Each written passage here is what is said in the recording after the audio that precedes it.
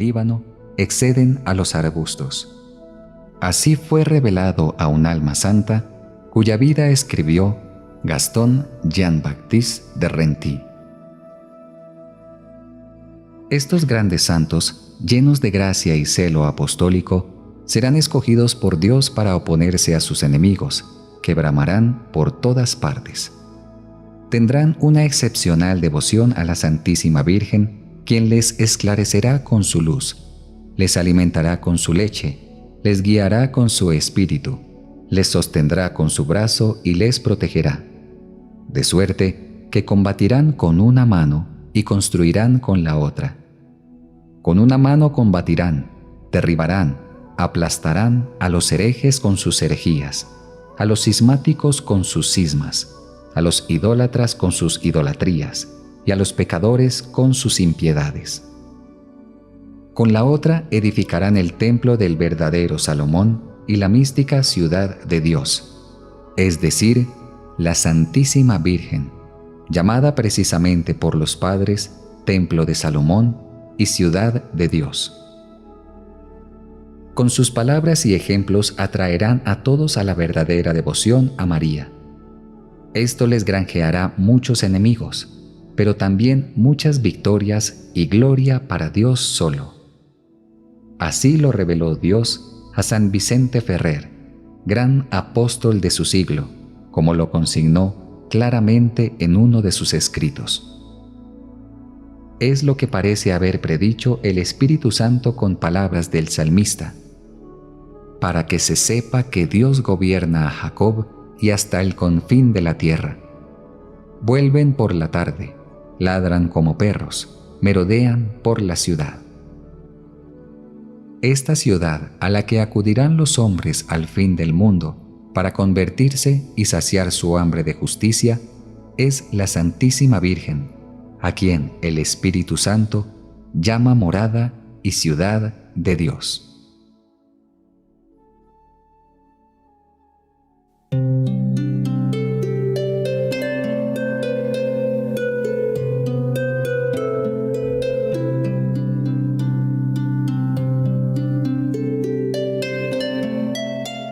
Capítulo 3. María en los últimos tiempos de la Iglesia.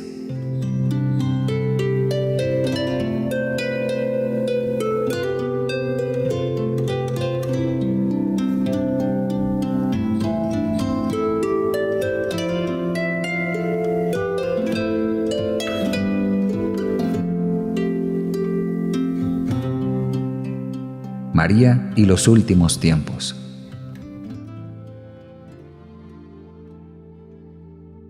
La salvación del mundo comenzó por medio de María, y por medio de ella debe alcanzar su plenitud. María casi no se manifestó en la primera venida de Jesucristo, a fin de que los hombres, poco instruidos e iluminados aún acerca de la persona de su Hijo, no se alejaran de la verdad, aficionándose demasiado fuerte e imperfectamente a la Madre, como habría ocurrido seguramente si ella hubiera sido conocida a causa de los admirables encantos que el Altísimo le había concedido aún en su exterior. Tan cierto es esto que San Dionisio Areopagita escribe que, cuando la vio, la hubiera tomado por una divinidad a causa de sus secretos encantos e incomparable belleza, si la fe en la que se hallaba bien cimentado no le hubiera enseñado lo contrario. Pero en la segunda venida de Jesucristo, María tiene que ser conocida y puesta de manifiesto por el Espíritu Santo, a fin de que por ella Jesucristo sea conocido, amado y servido. Pues ya no valen los motivos que movieron al Espíritu Santo a ocultar a su esposa durante su vida y manifestarla solo parcialmente desde que se predica el Evangelio.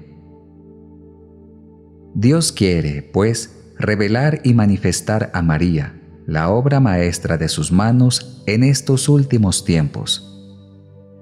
Primero, porque ella se ocultó en este mundo y se colocó más baja que el polvo por su profunda humildad, habiendo alcanzado de Dios, de los apóstoles y evangelistas, que no la dieran a conocer. Segundo, porque ella es la obra maestra de las manos de Dios, tanto en el orden de la gracia como en el de la gloria, y Él quiere ser glorificado y alabado en la tierra por los hombres. Tercero, porque ella es la aurora que precede y anuncia al sol de justicia, Jesucristo, y por lo mismo debe ser reconocida y manifestada si queremos que Jesucristo lo sea. Cuarto, porque ella es el camino por donde vino Jesucristo a nosotros la primera vez, y lo será también cuando venga la segunda, aunque de modo diferente. Quinto, porque ella es el medio seguro y el camino directo e inmaculado para ir a Jesucristo y hallarle perfectamente. Por ella deben hallar a Jesucristo las personas santas que deben resplandecer en santidad. Quien halla a María, halla la vida, es decir, a Jesucristo, que es el camino, la verdad y la vida. Ahora bien, no se puede hallar a María si no se la busca, ni buscarla si no se la conoce, pues no se busca ni desea lo que no se conoce.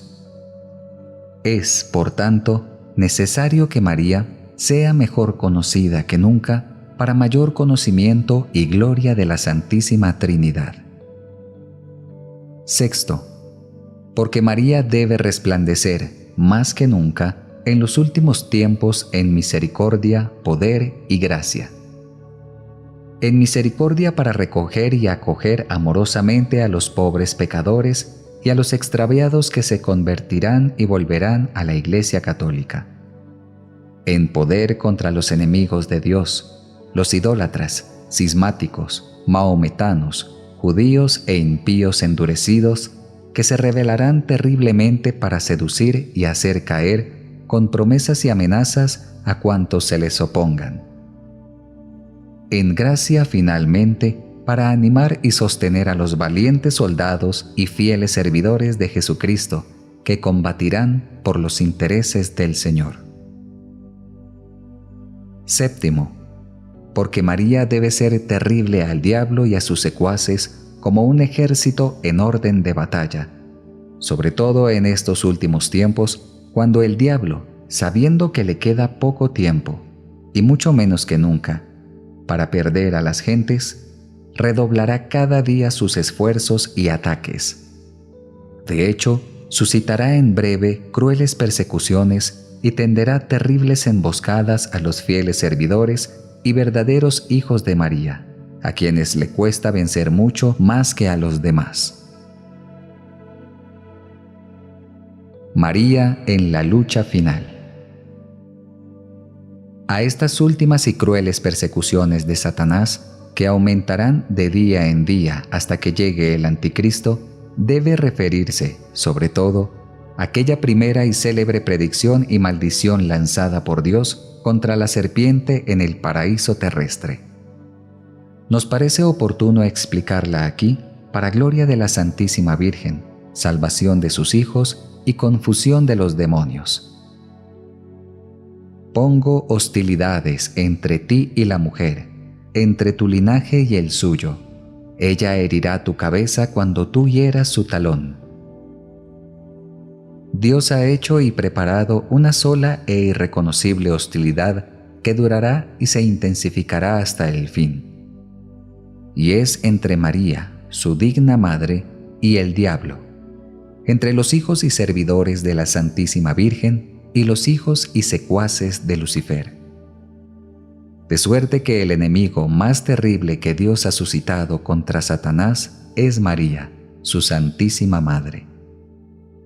Ya desde el paraíso terrenal, aunque María solo estaba entonces en la mente divina, le inspiró tanto odio contra ese maldito enemigo de Dios, le dio tanta sagacidad para descubrir la malicia de esa antigua serpiente y tanta fuerza para vencer, abatir y aplastar a ese orgulloso impío, que el diablo la teme no solo más que a todos los ángeles y hombres, sino, en cierto modo, más que al mismo Dios.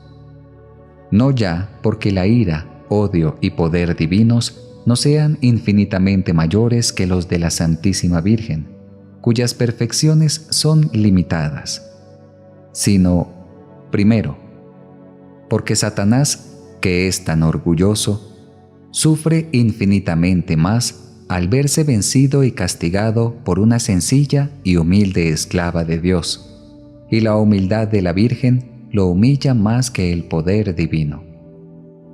Y segundo, porque Dios ha concedido a María un poder tan grande contra los demonios que, como a pesar suyo se han visto muchas veces obligados a confesarlo por boca de los posesos, tienen más miedo a un solo suspiro de María en favor de una persona que a las oraciones de todos los santos, y a una sola amenaza suya contra ellos más que a todos los demás tormentos. Lo que Lucifer perdió por orgullo, lo ganó María con la humildad. Lo que Eva condenó y perdió por desobediencia, lo salvó María con la obediencia. Eva, al obedecer a la serpiente, se hizo causa de perdición para sí y para todos sus hijos, entregándolos a Satanás. María, al permanecer perfectamente fiel a Dios, se convirtió en causa de salvación para sí y para todos sus hijos y servidores, consagrándolos al Señor. Dios no puso solamente una hostilidad, sino hostilidades, y no solo entre María y Lucifer, sino también entre la descendencia de la Virgen y la del demonio. Es decir, Dios puso hostilidades, antipatías y odios secretos entre los verdaderos hijos y servidores de la Santísima Virgen y los hijos y esclavos del diablo. No pueden amarse ni entenderse unos a otros. Los hijos de Belial, los esclavos de Satanás, los amigos de este mundo de pecado, todo viene a ser lo mismo. Han perseguido siempre y perseguirán más que nunca de hoy en adelante a quienes pertenezcan a la Santísima Virgen, como en otro tiempo Caín y Esaú, figuras de los réprobos, perseguían a sus hermanos Abel y Jacob, figuras de los predestinados. Pero la humilde María triunfará siempre sobre aquel orgulloso y con victoria tan completa que llegará a aplastarle la cabeza donde reside su orgullo. María descubrirá siempre su malicia de serpiente, manifestará sus tramas infernales, desvanecerá sus planes diabólicos y defenderá hasta el fin a sus servidores de aquellas garras mortíferas. El poder de María sobre todos los demonios resplandecerá. Sin embargo, de modo particular en los últimos tiempos, cuando Satanás ponga acechanzas a su calcañar, o sea, a sus humildes servidores y pobres hijos que ella suscitará para hacerle la guerra.